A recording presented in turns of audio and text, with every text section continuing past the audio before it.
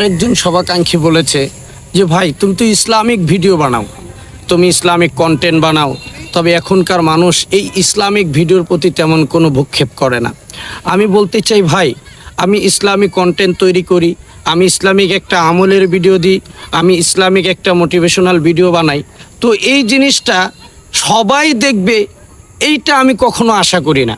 তবে আমি আশা করি যদি 100 জন মানুষ কিংবা 200 জন মানুষ কিংবা 1000 জন মানুষের ভিতরে যদি 2 জন মানুষও যদি আমার এই ইসলামিক ভিডিওটা দেখে একটু আনন্দ ফুর্তি পায় কিংবা একটু একটা নতুন কোনো জ্ঞান শিক্ষা অর্জন করে কিংবা এই জিনিসটা অন্যজনকে শেয়ার করে সে একটা সওয়াবের একটা অংশীদার হয় কিংবা